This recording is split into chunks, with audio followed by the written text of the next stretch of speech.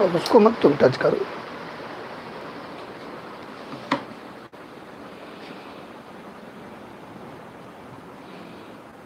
शुरू हो गया? रेडी? चलिए, आप सभी लोगों को मेरा नमस्कार। एक बार आशीष दिखा लेना ना, क्योंकि ये आएगा नहीं शब्द। Good evening all of you, सभी लोगों को मेरा नमस्कार। और आदरणीय मुख्यमंत्री जी के इस अभ्युदय योजना में आप सभी लोगों का हार्दिक अभिनंदन और स्वागत है। Welcome all of you. और आज हम लोग जो है गांधीवाद के दूसरे पड़ाव में रहेंगे। कल गांधी जी के बारे में काफ़ी स्टडी किया गया और गांधी जी के बारे में पूरा डिटेल पढ़े हम लोग, और उनके लाइफ स्केच के बारे में देखा गया कि उनकी जीवनी कैसी है और कैसे कैसे उन्होंने इनिशियल में संघर्ष किया और साउथ अफ्रीका में उन्होंने सत्याग्रह का प्रथम प्रयोग किया। और आपने देखा कि साउथ अफ्रीका में उन्होंने जो है इंडियन ओपिनियन और फिनिक्स फार्म और टॉलस्टॉय फार्म हाउस उन्होंने स्थापित किया। बहुत बड़े बड़े जो है रिहेबिलेशन की समस्या का समाधान करने के लिए, यानी कि पुनर्वास की समस्या का समाधान करने के लिए, रंग भेद से लड़ाई लड़ने के लिए साउथ अफ्रीका में उन्होंने बहुत से चैलेंज स्वीकार किया। और उसी दौर में जो है आपने देखा कि 1908 में उनको जेल की यात्रा भी करनी पड़ी। और प्रथम सहयोग यानी कि पैसिव रेजिस्टेंस, जिसको निष्क्रिय प्रतिरोध कहते थे, वहाँ उन्होंने प्रयोग किया। और जब उनको लगा कि भाई प्रतिरोध तो है ही है, तब उसको जो है सत्य, अहिंसा और सत्याग्रह में बदल दिया गया। तब इनका जो सत्याग्रह है वो सबसे बड़ा ब्रह्मास्त्र बना। तो आज हम लोग उस स्टडी करेंगे और देखेंगे कि कैसे कैसे जो है उसको हम लोग आगे बढ़ाएंगे। और कल आपने देखा कि जो है गांधी जी के जो 3 आंदोलन रहे, जिससे गांधी जी की लोकप्रियता भारत में बढ़ने लगी, तो चंपारण सत्याग्रह, अहमदाबाद सत्याग्रह और खेड़ा सत्याग्रह, इसका आपने बखूबी अध्ययन किया और देखा कि कैसे कैसे इनकी लोकप्रियता बढ़ी। किसानों के आंदोलन से कैसे कैसे जुड़े, क्योंकि प्रथम विश्व युद्ध में समस्याएं भी बहुत थी। तो देश, समय, देश काल, परिस्थितियों के अनुसार इनका जो सत्य का प्रयोग था वो बदलता रहता था। और आंदोलन में आप देखोगे कि इनके नए नए जो आयाम जुड़ेंगे, जैसे असहयोग आंदोलन, जैसे सविनय अवज्ञा आंदोलन। तो असहयोग का एक बढ़ता हुआ रूप मिलेगा, कौन? सविनय अवज्ञा आंदोलन। फिर लास्ट में बहुत तीव्रतम प्रकृति का आंदोलन मिलेगा, जिसको हम लोग भारत छोड़ो आंदोलन कहते हैं। उसको आप देखोगे एकदम चरमोत्कर्ष है गांधी जी के प्रयोग का, जिसमें उन्होंने सबके ऊपर कार्यभार छोड़ दिया और डू और डाई का नारा दिया। और वो आंदोलन बहुत ही अपने तरह का बड़ा मैचलेस और यूनिक आंदोलन रहा।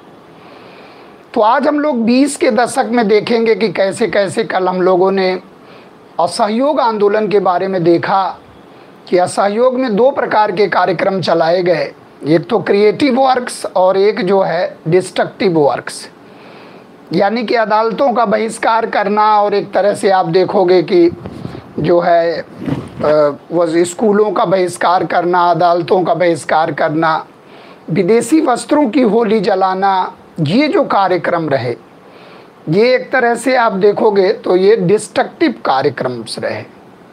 यानी कि एक तरह से एक तरफ क्रिएटिव वर्क्स चल रहे थे, रचनात्मक कार्य, जैसे स्वदेशी को बढ़ावा देना, स्वदेशी वस्त्रों की जो है एक तरह बढ़ावा देना, और कह लीजिए सूत कातना और खादी का प्रयोग करना, और हिंदी को संपर्क भाषा का माध्यम बनाना, और एक तरह से कह लीजिए कि विद्यापीठ का प्रोत्साहन करना, विद्यापीठ की स्थापना करना। तो 2 तरह का आंदोलन, पूरा स्वदेशी और बहिष्कार आंदोलन चलाया गया। इस समय भी स्वदेशी को अपनाओ और विदेशी वस्त्रों की होली जलाओ, जिसमें रविंद्रनाथ टैगोर ने देखा कि आपने जो है बड़ा ही निष्ठुर बर्बादी बताया और इसका विरोध किया, होली जलाए जाने का। इसके बाद आपने देखा कि बड़ा ही क्लाइमेक्स पर पहुंच गया था, प्रिंस ऑफ वेल्स की जो है विरोध किया गया जगह जगह पर। और 1921 में आंदोलन अपने चरमोत्कर्ष पर पहुंच गया था। और उसी समय गांधी जी ने आश्वासन दिया कि अगर हमारी योजनाओं पर, कार्यक्रम पर अमल किया जाएगा तो 1 वर्ष के अंदर आज़ादी मिल जाएगी। लेकिन फिर आपने देखा कि कोई बहुत ज़्यादा इसका वो नहीं हुआ और लोग हिंसक होने लगे धीरे धीरे, क्योंकि आंदोलन जब ज़्यादा दिनों तक चलता है तो हर व्यक्ति जो है, जब मास पार्टिसिपेशन होता है तो लोग अपने अपने तरीके से काम करने लगते हैं। और फिर जो है उसमें नेतृत्व के ऊपर रहता है कि कहाँ कितना नेतृत्व जो लीडर्स ले रहे हैं वो कितने सजग हैं। और उसी में आपने देखा कि चौरी चौरा की झड़प हो गई और 5 फरवरी 1922 को यह आंदोलन जो है हिंसा का रुख ले लिया और गोरखपुर के चौरी चौरा में झड़प हो गई, जिसके कारण जो है ये आंदोलन एडजर्न करना पड़ा। क्योंकि गांधी जी ने कहा था कि हिंसा का रास्ता जैसे ही अख्तियार होगा तो इस आंदोलन को रोकना पड़ेगा। तो उन्होंने क्या किया कि 12 फरवरी को आंदोलन रोक दिया। 12 फरवरी, ध्यान रखना डेट को, 12 फरवरी 1922 को जब गांधी जी आंदोलन रोक देते हैं तो फिर आप देखोगे क्रिया प्रतिक्रिया होती है, युवा वर्ग में क्रिया प्रतिक्रिया होती है, कांग्रेस के अंदर भी क्रिया प्रतिक्रिया होती है। तो 2 तरह का रिएक्शन देखने को मिलेगा। कांग्रेस के अंदर भी आप देखोगे तो लोगों का एक तरह से विरोध जताएंगे लोग कि नहीं, अब गांधी जी का नीतियां जो हैं थोड़ा सा उससे इतर हमें काम करना, हमें कांग्रेस में रह के ही काम करना, लेकिन जो इनके कार्य हैं उनसे थोड़ा सा हटकर, जैसे आप मोतीलाल नेहरू को देखोगे, CR दास को देखोगे, विट्ठल भाई पटेल को आप देखोगे, तो ये एक तरह से कह लीजिए कि प्रो चेंजर्स में आ गए, परिवर्तनवादी धड़े में आ गए। तो एक परिवर्तनवादी धड़ा रहा और एक अपरिवर्तनवादी धड़ा बना। और उसी में आप देखोगे कि परिवर्तनवादी जो धड़ा है उसी को हम लोग स्वराज्य कहते हैं, स्वराज्य पार्टी, यानी कि कांग्रेस खिलाफत स्वराज्य पार्टी का जन्म हो जाएगा। तो 20 के दशक में जब हम लोग प्रवेश करेंगे तो आप लोग देखना कि कैसे कैसे राजनीतिक उथल-पुथल होगा और कैसे कैसे घटनाएं जो है गाइडेड होंगी। और उस घटना के पीछे जो है एक घटना रही है चौरी चौरा के कारण जो है आंदोलन का स्थगित हो जाना। तो एक तो क्रांतिकारी आंदोलन का आप देखोगे दूसरा दौर शुरू हो जाएगा। तो एक तो आप देखोगे कि क्रांतिकारी आंदोलन जो है, क्रांतिकारी आंदोलन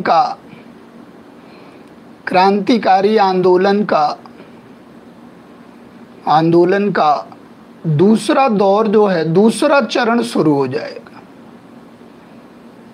और ये बड़ा महत्वपूर्ण रहा फेज। और इसको आप देखोगे तो 1924 से लेकर और 1934 तक। और इसमें आप देखोगे तो महत्वपूर्ण घटनाएं जो होंगी वो 2-3 संगठन बड़े महत्वपूर्ण हैं। जैसे एक संगठन है आपका जिसको हम लोग नाम लेते हैं EHRA। EHRA जो है 1924 का संगठन है और कानपुर में इसकी स्थापना होती है। कानपुर में स्थापित होता है, हिंदुस्तान रिपब्लिकन आर्मी करके है, हिंदुस्तान रिपब्लिकन एसोसिएशन करके है EHRA। और ये जो है सचिंद्रनाथ सन्याल का संगठन है, सचिंद्रनाथ सन्याल का संगठन है। और इनकी एक किताब है बड़ी फेमस है, बंदी जीवन इनकी बड़ी किताब है, एक फेमस है सचिंद्रनाथ सन्याल की। और कह लीजिए कि ये जो है क्रांतिकारियों के लिए एक बड़ी प्रेरणा स्रोत है। EHRA से आप देखोगे गतिविधियां धीरे धीरे क्रांतिकारी जो है शुरू हो जाएंगी। क्योंकि यहाँ आप देखोगे तो एक जो है सुभाष चंद्र बोस के नेतृत्व में और एक जो है सेन गुप्ता के नेतृत्व में, या सेन गुप्ता के नेतृत्व में आप देखोगे एक तो युगांतर और एक जो है एक तरह से कह लीजिए कि जो है अनुशीलन और युगांतर समिति का गठन होता है। तो यहाँ युवा जो है एक तरह से EHRA की गतिविधियों में आ जाएंगे, जिसको हम लोग हिंदुस्तान रिपब्लिकन एसोसिएशन के नाम से संबोधित करते हैं। और ये 1924 में है, कानपुर में है, और सचिंद्रनाथ सन्याल इसमें है। और आप देखोगे इसी संगठन के द्वारा काकोरी ट्रेन डकैती जो है, काकोरी ट्रेन डकैती के दौरान सरकारी खजाना लूटा जाएगा काकोरी में। 9 अगस्त 1925 को काकोरी में सरकारी खजाना जो है लूटा जाएगा, और सहारनपुर से वो ट्रेन जा रही थी लखनऊ के तरफ, और काकोरी में आप देखोगे चेन पुलिंग करके और वो खजाना लूटा जाएगा, जिसको काकोरी हत्याकांड के नाम से, काकोरी जो है षड्यंत्र केस के नाम से बाद में मुकदमा चलाया जाएगा और लोगों को गिरफ्तार किया जाएगा। उसमें आप देखोगे तो 29 लोगों को एक तरह से कह लीजिए कि सज़ा दी गई थी, और 40 लोगों को गिरफ्तार किया गया था, 40 लोगों को। तो एक तो हमें संगठन ये देखना है, तैयार करना है इसको, और दूसरा आप देखोगे तो एक संगठन आएगा इसी तरह से, जब ये संगठन थोड़ा सा धीमी गति प्राप्त कर लेगा तो एक संगठन आएगा जिसको हम लोग कहते हैं HSRA। HSRA जो है, और ये कोटला मैदान, फिरोज शाह कोटला मैदान दिल्ली, कोटला मैदान में इसका संगठन होगा और इसकी स्थापना होगी। और ये जो है चंद्रशेखर आज़ाद का, चंद्रशेखर आज़ाद का संगठन है, और 1928 का, ये ध्यान रखना है, 1928 में इसमें जुड़ जाएगा HSRA। यानी कि इसका मुख्य उद्देश्य क्या रहा? समाजवादी गणराज्य की स्थापना करना, समाजवादी विचारों से अनुप्रमाणित जो है युवाओं के द्वारा ये जो है संगठन चलाया गया। क्योंकि आप देखोगे जैसे लेनिन के विचार हैं, सोवियत रूस के विचार हैं, और सोवियत संघ से ये बहुत अनुप्रमाणित हो रहे हैं। इस समय आप देखोगे कम्युनिस्ट मूवमेंट बहुत चलाए जा रहे हैं, जैसे पेशावर षड्यंत्र केस है, कानपुर षड्यंत्र केस है, मेरठ षड्यंत्र केस है। तो आप देखोगे ये तीन जो षड्यंत्र केस है एक तरह से कह लीजिए कम्युनिस्ट मूवमेंट के रूप में उभर रहा है, जो श्रमिकों और एक तरह से किसानों के संरक्षण के रूप में उभर रहा है यह आंदोलन। तो यहाँ इसका आयाम थोड़ा सा ज़्यादा हो जा रहा है, और चंद्रशेखर आज़ाद के नेतृत्व में HSRA का गठन किया जा रहा है। और इसमें आप देखोगे 2-3 घटनाएं बड़ी महत्वपूर्ण रहती हैं। एक तो रहता है कि सैंडर्स का जो है एक तरह से साइमन आयोग का विरोध करना जगह जगह पर, और सैंडर्स हत्याकांड जो है, और उसके बाद आप देखोगे असेंबली में बम कांड है। 2-3 घटनाएं इसकी बड़ी महत्वपूर्ण रहती हैं। एक तो सैंडर्स की हत्याकांड, सैंडर्स का हत्याकांड करना, सैंडर्स की हत्याकांड, और एक जो है केंद्रीय जो है असेंबली में, विधानसभा में, असेंबली में बम फेंकना, केंद्रीय विधानसभा में दिल्ली में जो है बम फेंकना, और ये आप देखोगे। और इसके बाद आप देखोगे तो लाहौर षड्यंत्र केस, लाहौर षड्यंत्र केस का मुकदमा चलाकर, षड्यंत्र केस का मुकदमा चलाकर, और ये आंदोलन धीरे धीरे दबा दिया जाएगा। तो सैंडर्स हत्याकांड आप देखोगे तो ये जो है 17 दिसंबर 1928 का, और असेंबली में बम कांड जो है 8 अप्रैल 1929 का। और षड्यंत्र केस आप देखोगे तो कई जो है क्लब करके इसको जो है 1929 से लेकर और इधर जो है 30 तक ये चलता है। इसमें जो है तो 29-30 में जो है लाहौर षड्यंत्र केस का मुकदमा चलाया जाएगा। तो ये HSRA से जुड़ा हुआ है, कोटला मैदान में है और चंद्रशेखर आज़ाद का संगठन है। और इसके बाद एक संगठन और आएगा जो क्रांतिकारी संगठन है बंगाल में। तो ये दिल्ली में है, ध्यान रखना है, ये दिल्ली में है और ये कानपुर में। और ये जो बंगाल में है, और बंगाल में आप देखोगे तो एक संगठन बहुत ही सक्रिय होगा, चटगांव IRA, चटगांव IRA। और चटगांव IRA किसका है? मास्टर दा आचार्य सूर्य सेन। मास्टर दा आचार्य ये शिक्षक थे, इसलिए इनका टाइटल एक है मास्टर दा आचार्य सूर्य सेन का है। सूर्य सेन पर मूवी भी बनी है, मास्टर दा आचार्य सूर्य सेन का है।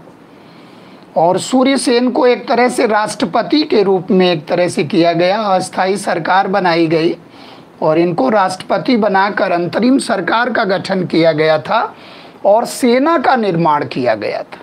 आप देखोगे अभी तक जो है सैन्य निर्माण पर बल नहीं दिया गया था, लेकिन मास्टर दा आचार्य सूर्य सेन के नेतृत्व में Chittagong IRA Indian Republican army का गठन किया गया।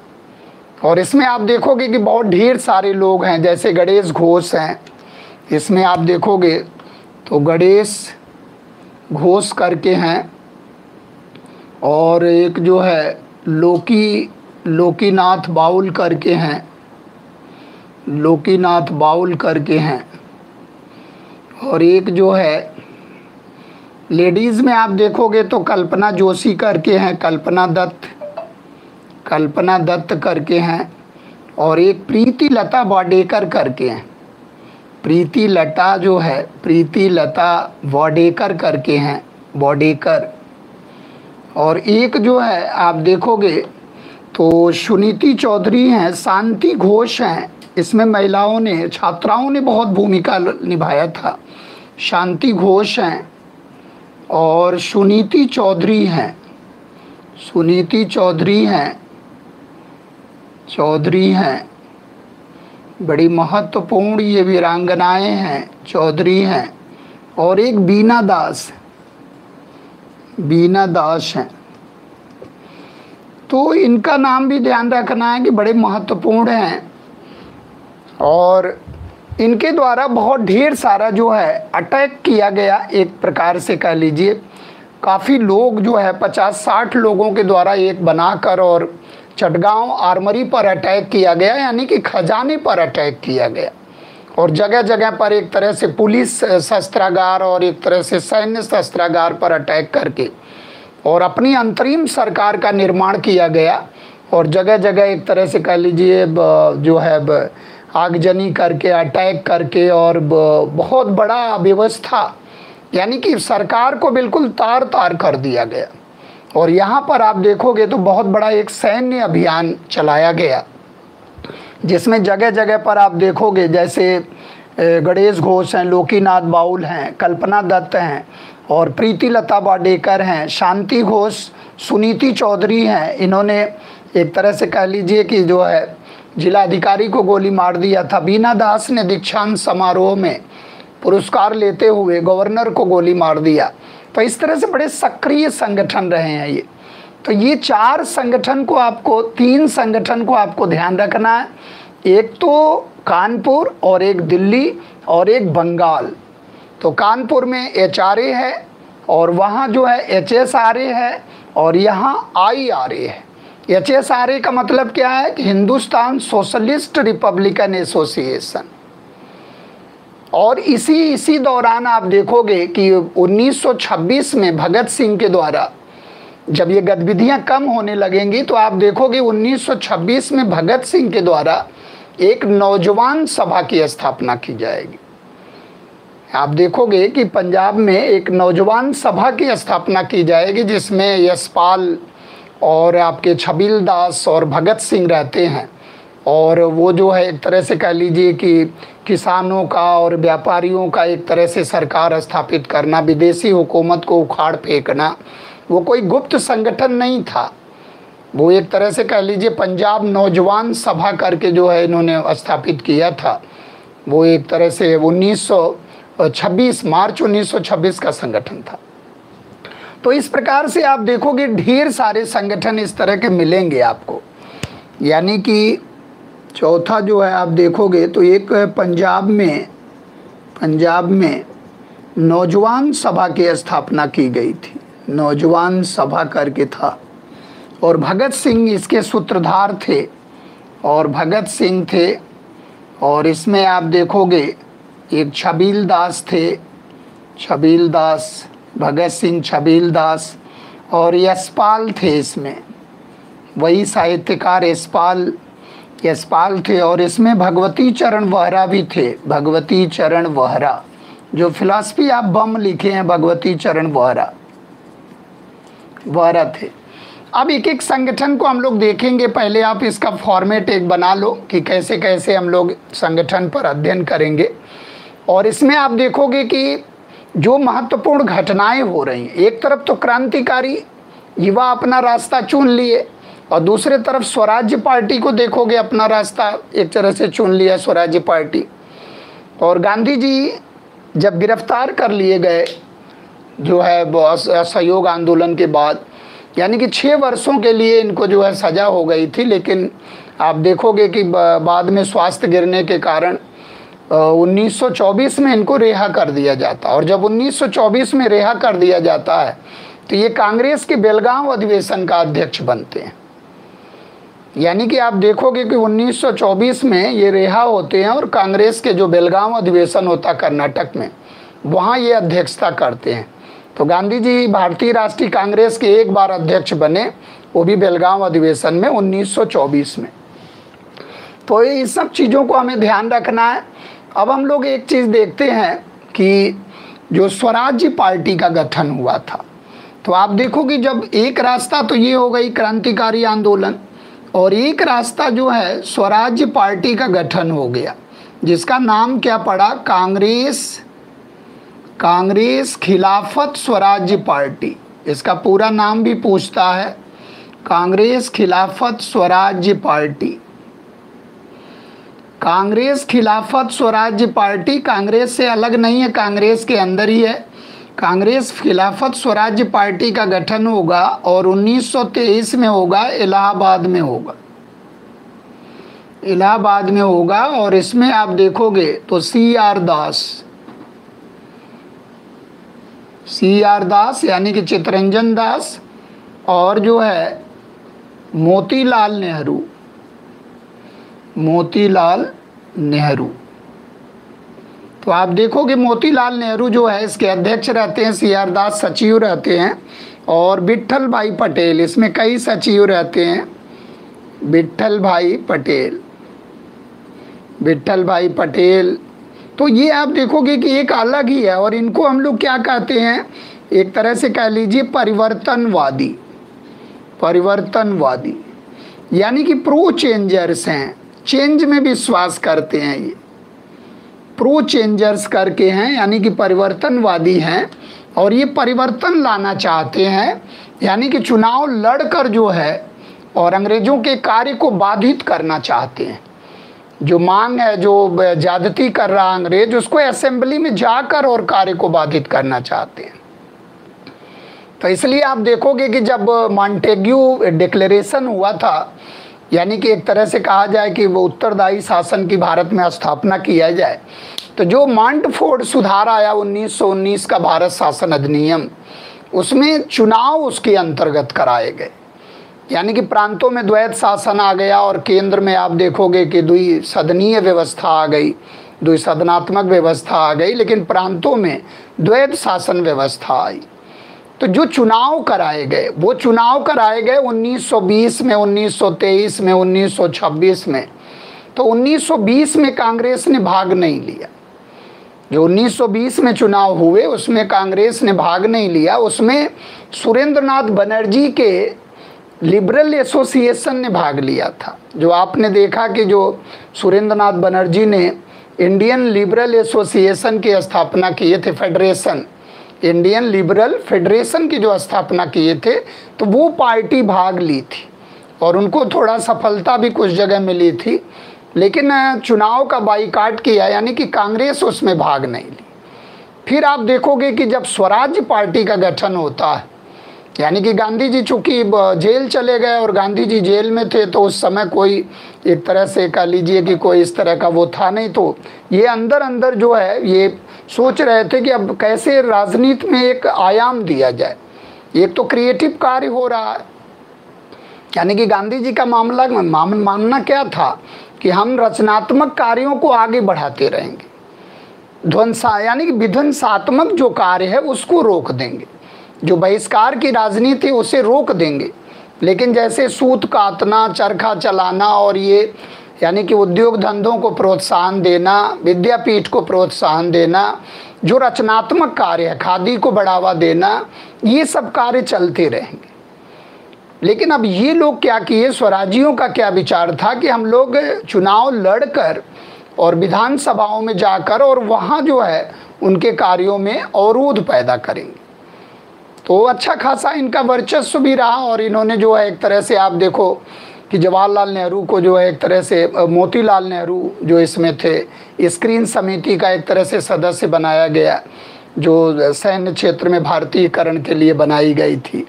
फिर आपने देखा कि विट्ठल भाई पटेल को केंद्रीय विधानसभा का अध्यक्ष बनाया गया।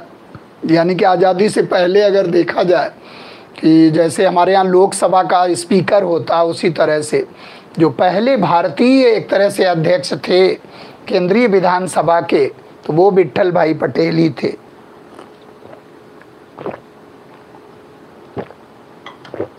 तो एक तरह से चौरी चौरा का प्रभाव क्या पड़ा कि कांग्रेस खिलाफत स्वराज्य पार्टी का जन्म हो गया इलाहाबाद में, और इसके जो है संस्थापक सदस्यों में CR दास और मोतीलाल नेहरू थे, और इनके द्वारा बढ़ चढ़कर हिस्सा लिया गया और इन्होंने जो है अच्छी सफलता एक तरह से प्राप्त की और जगह जगह पर कार्रवाई करके इन्होंने इंटरप्ट भी किया।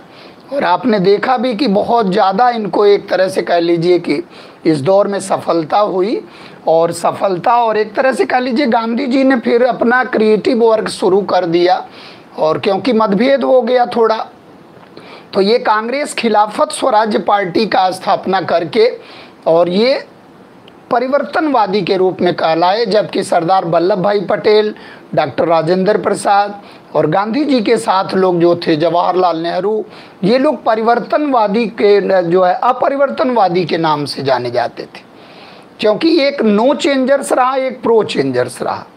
एक गांधी जी की विचारधारा में विश्वास करने लगा और एक जो है कांग्रेस के अंदर ही रहकर थोड़ा बदलाव चाहता था और कुछ जो है कार्य को आगे बढ़ाना चाह रहा था। तो गांधी जी ने रिलैक्स होकर इनको समय दिया और गांधी जी आप देखोगे तो 1927 तक जो है राजनीति में एक तरह से सक्रिय रूप से भाग नहीं रहे। यानी कि एक तरह से कहा जाए कि 1927 तक गांधी जी राजनीति में सक्रिय रूप से नहीं रहते हैं। फिर 28 में आप देखोगे धीरे धीरे उनका साइमन आयोग जब आता है तो वहाँ धीरे धीरे गांधी जी का प्रवेश हो जाता है। तो एक एक वर्ष का हमें ध्यान रखना है कि कैसे कैसे इसको संचालित करना है। तो एक तो कांग्रेस खिलाफत स्वराज्य पार्टी, बाद में आप देखोगे कि 1925 में CR दास की डेथ हो जाएगी। उसके बाद इनके नीतियों में थोड़ा बदलाव आएगा, और जब इनके नीतियों में बदलाव आएगा और ये प्रलोभन टाइप के यानी कह लीजिए कि ये पदों के जो है लोभी हो जाएंगे और नीतियां जो है धीरे धीरे इनकी पहले असहयोग की थी फिर सहयोग की हो जाएगी, और फिर इनको जो है एक तरह से कह लीजिए कि लुभाने लगती है सरकार, और फिर इनका वो एजेंडा नहीं रहता जो पहले का रहता है। तो इनके परफॉर्मेंस में धीरे धीरे कमी आने लगती है। जबकि 1926 वाले चुनाव में भी ये लोग भाग लिए थे। तो इस तरह से अगर देखा जाए तो ये कार्य भी अपना आगे बढ़ा रहे थे एक स्वराज्य के तरफ, और गांधी जी अपना क्रिएटिव कार्य कर रहे थे, और युवा जो है जो क्रांतिकारी हैं वो अपने कार्यक्रम जो है चला रहे थे और अपने कार्य कर रहे थे। अब इसमें हम लोग देखते हैं कि क्रांतिकारी जो विचारधारा है, जो क्रांतिकारी आंदोलन है, ये कैसे कैसे मोड़ ले रहा। तो इसमें आप देखो कि ये जो पहला आंदोलन है कानपुर, यहाँ आप देखोगे तो कानपुर में जो युवाओं के द्वारा यानी कि इस आंदोलन में आप देखो कि जो HRA है, हिंदुस्तान रिपब्लिक एसोसिएशन है, सचिंद्रनाथ सन्याल के नेतृत्व में, इसमें आप देखो कि बहुत से आपको सदस्य दिखाई देंगे। इसमें जो सक्रिय सदस्य के रूप में है, इसमें एक है मनमथनाथ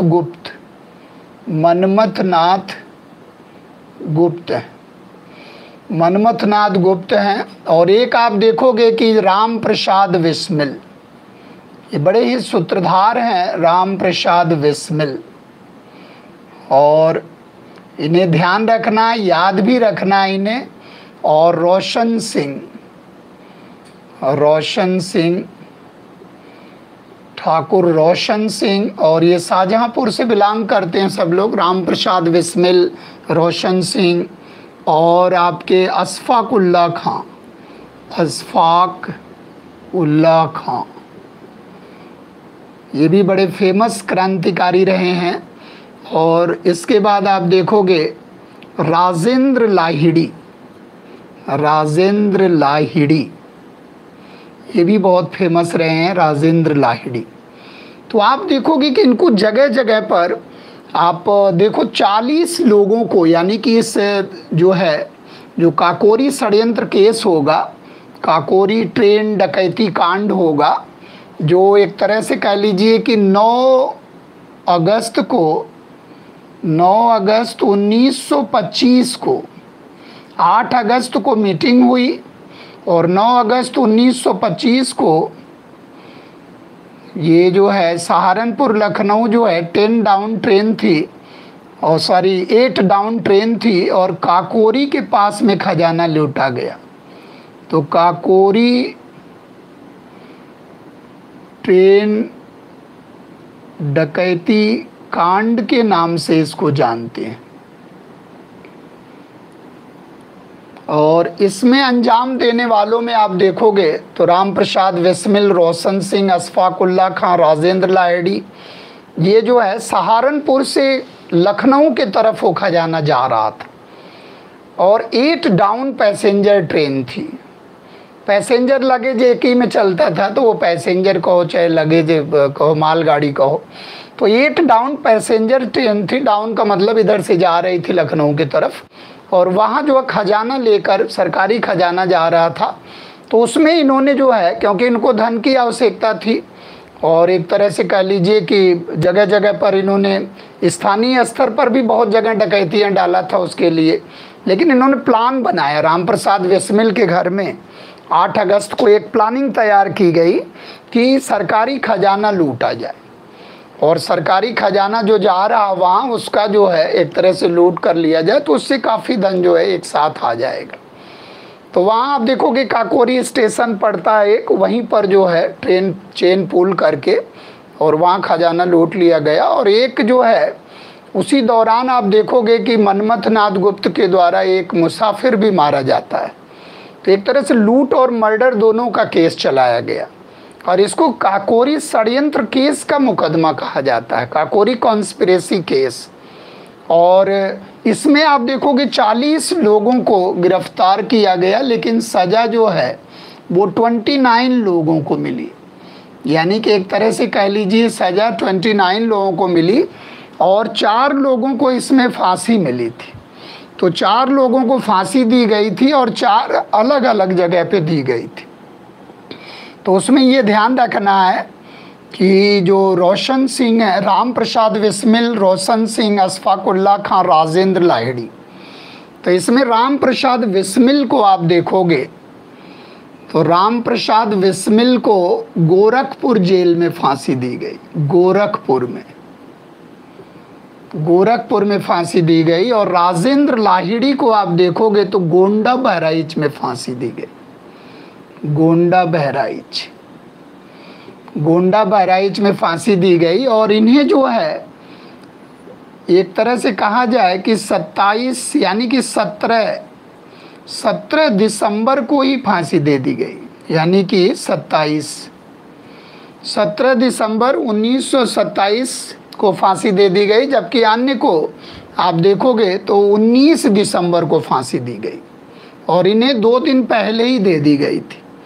19 दिसंबर 1927 को फांसी दी गई, क्योंकि आप देखो पहले ट्रायल चला और मुकदमा वगैरह चला, इसके बाद आप देखोगे कि समय लगा, और फिर 19 दिसंबर 1927 को फांसी दे दी गई। तो ये तो थोड़ा सा प्रकरण याद रखना कहाँ कहाँ फांसी दी गई। और रोशन सिंह को जो है इलाहाबाद नैनी जेल में फांसी दी गई, इलाहाबाद नैनी जेल में फांसी दी गई। और अशफाक उल्लाह खां को आप देखोगे तो फैजाबाद जेल में, फैजाबाद में फांसी दी गई। तो ये आप देखो कि कितना मतलब दहशत थी इन क्रांतिवीरों से कि इन्होंने अलग अलग करके और अलग अलग जगह इन्हें जो है फांसी जो है दिया था। तो आप देखो कि इस तरह से धीरे धीरे अंग्रेज इसको जो है दबाने का प्रयास किए और दमन चक्र चलाकर और इसको दबा दिया गया। और ये एक बहुत बड़ा एक तरह से कह लीजिए कि काकोरी षड्यंत्र केस, आज नेशनल आर्काइव्स वगैरह में देखोगे तो इसके ओरिजिनल दस्तावेज वगैरह हैं, जो संग्रहालय वगैरह है, और वहाँ गुरुकुल कांगड़ी महाविद्यालय है, वहाँ भी रखे हुए हैं। तो इस प्रकार से आप देखोगे तो राम प्रसाद बिस्मिल, रोशन सिंह, अशफाक उल्ला खां, राजेंद्र लाहिड़ी, इसको याद करने का तरीका क्या है? 3 RA करके आप याद कर सकते हो, यानी कि 3 R से और 1 A, अशफाक उल्ला खां। और अशफाक उल्ला खां आप देखोगे कि बड़े ही क्रांतिवीर के हैं। इन लोगों की जोड़ी बड़ी मशहूर थी, राम प्रसाद बिस्मिल और अशफाक उल्ला खां की। तो ये आंदोलन धीरे धीरे अचारे की गतिविधियां आप देखो, और इसमें चंद्रशेखर आज़ाद बच निकलने में कामयाब रहे।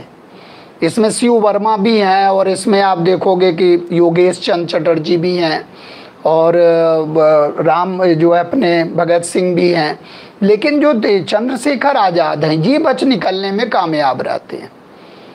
और मनमथ नाथ गुप्त हैं, इनको भी सजा हुई थी। तो एक प्रकार से आप देखो तो इसमें जो है जब चंद्रशेखर आज़ाद निकल गए यहाँ से, तब वो पहुँचे जो है फिरोज शाह कोटला, और वहाँ उन्होंने धीरे धीरे समाजवादी पैटर्न पर, यानी कि उनका मुख्य उद्देश्य क्या था कि समाजवादी गणराज्य की स्थापना करना, और उसके लिए बहुत ही इससे भी ज़्यादा ज़बरदस्त संगठन तैयार कर रहे हैं, क्योंकि बीच में वैक्यूम आ गया था। और जो एक तरह से कह लीजिए कि भारत नौजवान सभा जो पंजाब वाली, वो एक तरह से काम करने लगी थोड़ा, भगत सिंह, छबील दास और भगवती चरण वोहरा वगैरह उसमें थे। यहाँ भी भगवती चरण वोहरा का योगदान रहता है। तो इस प्रकार से आप देखोगे कि जो दूसरा संगठन बनता है उसमें जो है दूसरा संगठन जो इसी का परस्कृत रूप है, इसी का कह लीजिए अगला रूप है, जिसको हम लोग कहते हैं HSRA। तो एक तो काकोरी षड्यंत्र केस का मुकदमा चलाया गया, फिर लाहौर षड्यंत्र केस का मुकदमा चलाया जाएगा, HSRA।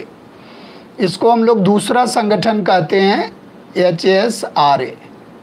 और HSRA आप देखोगे 1928 का है, और 1928 तक ढेर सारी गतिविधियां चेंज हो जाएंगी, और 1928 में है और चंद्रशेखर आज़ाद का है, चंद्रशेखर आज़ाद का संगठन है। बाद में यशपाल इसका नेतृत्व करेंगे, चंद्रशेखर आज़ाद ने स्वयं को गोली मार लिया था।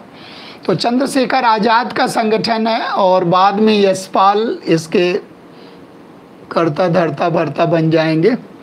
और इसमें आप देखोगे तो सुखदेव हैं, राजगुरु हैं, सुखदेव हैं, राजगुरु हैं, भगत सिंह हैं सक्रिय सदस्य के रूप में, जयदेव हैं और राजगुरु हैं, और BK दत्ता हैं, यानी कि एक तरह से बटुकेश्वर दत्त हैं। इस तरह से आप देखोगे तो ढेर सारे जो है भगवती चरण वोहरा हैं, जिन्होंने फिलॉसफी ऑफ बम लिखा था, भगवती चरण वोहरा।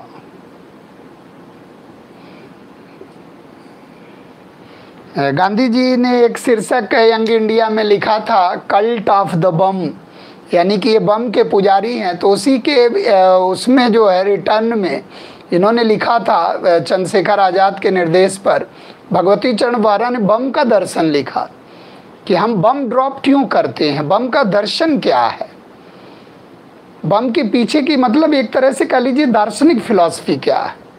तो इन्होंने पूरा उनको एक प्रत्युत्तर देके समझाया कि बहरी, यानी कि कभी कभी आप देखोगे ऐसा भी होता है कि सरकार जब हमारी मांगों को नहीं मान रही है और उसके तरीके अलग हैं और दमन चक्र चला रही है, तो इसका मतलब कि हम आंदोलन किए जा रहे हैं, हम विरोध किए जा रहे हैं और उस पर कोई असर नहीं पड़ रहा है, तो बहरी सरकार को सुनाने के लिए भी बम ड्रॉप किया जाता है।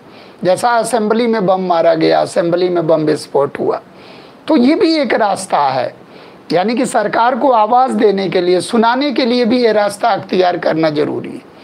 क्योंकि बाद में आप देखोगे सारे लोग उसी पैटर्न पर धीरे धीरे आते हैं, यानी कि विरोध की राजनीति, लेकिन अब एक है कि तरीका हिंसात्मक है तो दमन चक्र चला के आदमी दबा देगा उसको सरकार।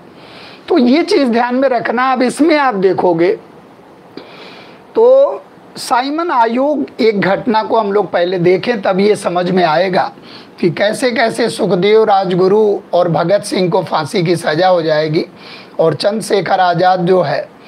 तो साइमन आयोग को हम लोग थोड़ा देखते हैं कि साइमन आयोग क्या है। साइमन आयोग, साइमन आयोग का गठन आप देखोगे, साइमन आयोग का गठन, तो साइमन आयोग का गठन 1927 में हो जाता है। यानी कि आप देखोगे तो सितंबर 1927 में ये लंदन में इसका गठन हो जाता है और इसमें 7 सदस्य थे, इसलिए इसको श्वेत आयोग भी कहते हैं। 7 अंग्रेज थे। इसको व्हाइट कमीशन भी कहते हैं और इसको भारतीय वैधानिक आयोग भी कहते हैं।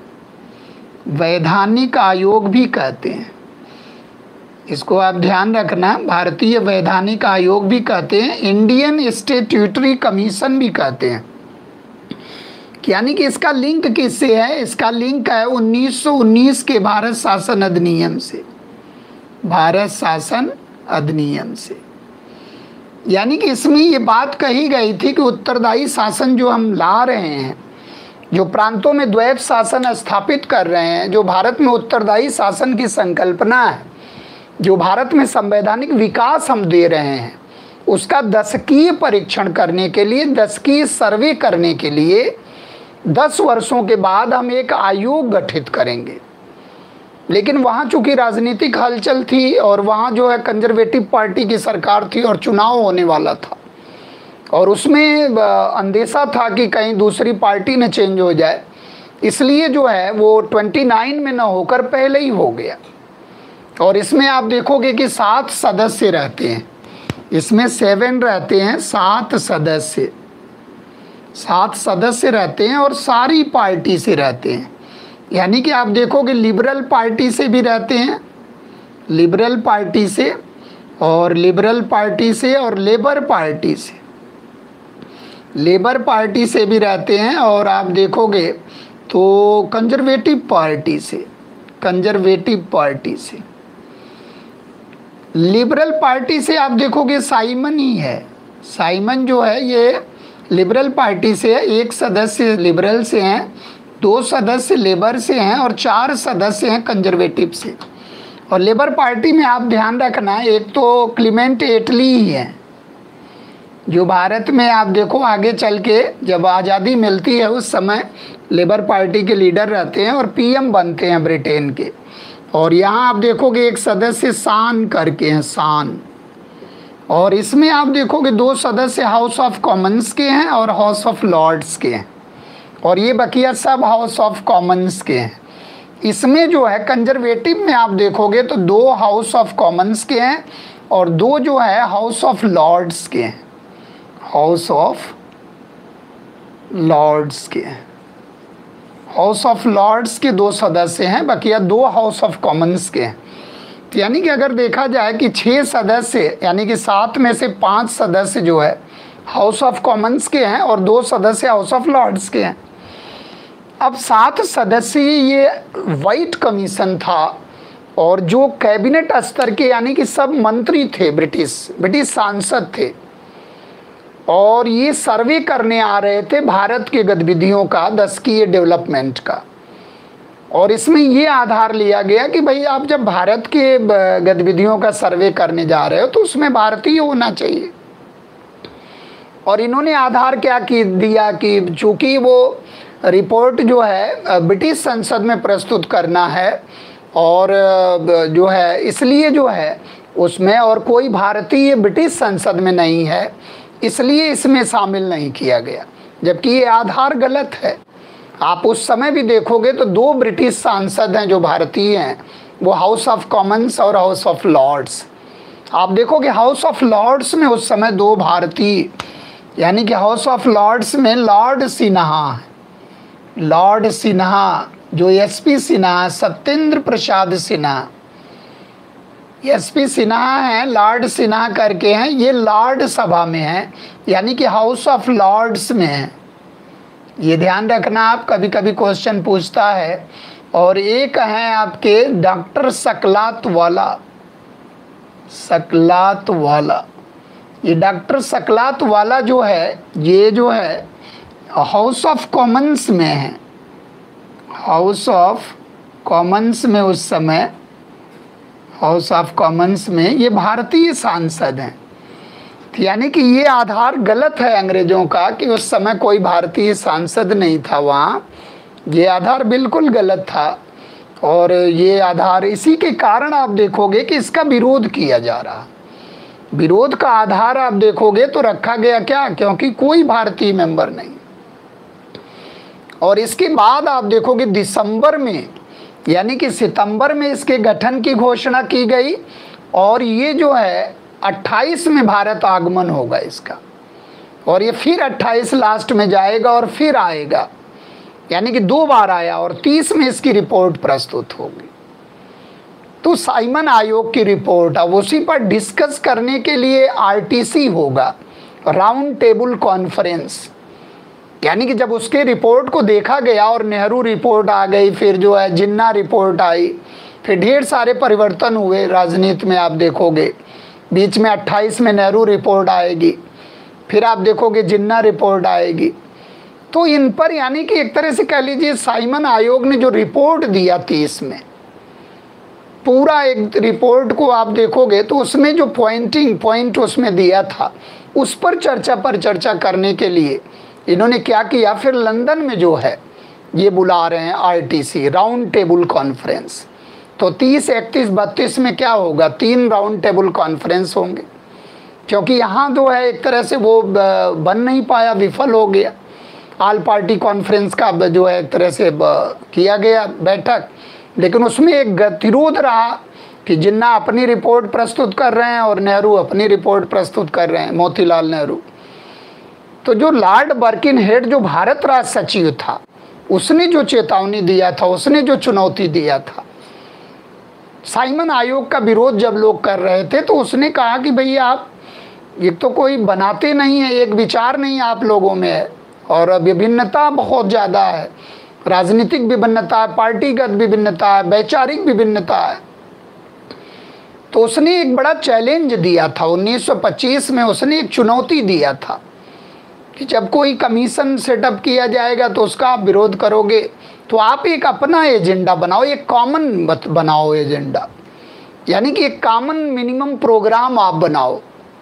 तब उसके लिए आपने देखा कि 1928 में ऑल पार्टी कॉन्फ्रेंस होगा, जगह जगह पर सर्वदलीय सम्मेलन होगा, जिसमें दिल्ली में हुआ और फिर बम्बई में हुआ, फिर लखनऊ में हुआ, फिर कलकत्ता में हुआ। और वही बम्बई में जब सर्वदलीय सम्मेलन हो रहा था, तो उसी में 8 सदस्यीय नेहरू कमेटी का गठन किया गया। और फिर नेहरू, मोतीलाल नेहरू के अध्यक्षता में वहाँ जो है एक तरह से नेहरू रिपोर्ट प्रस्तुत की गई, जो भारतीय संविधान के लिए, फंडामेंटल राइट्स के लिए या भारतीय संविधान के लिए ब्लूप्रिंट माना जाता है। और वहाँ जो है एक तरह संपत्ति का अधिकार, धार्मिक अधिकार, और एक तरह से कह लीजिए कि ढेर सारे ऐसे जो अधिकार रहे जो उससे मिलते जुलते थे, समानता का अधिकार।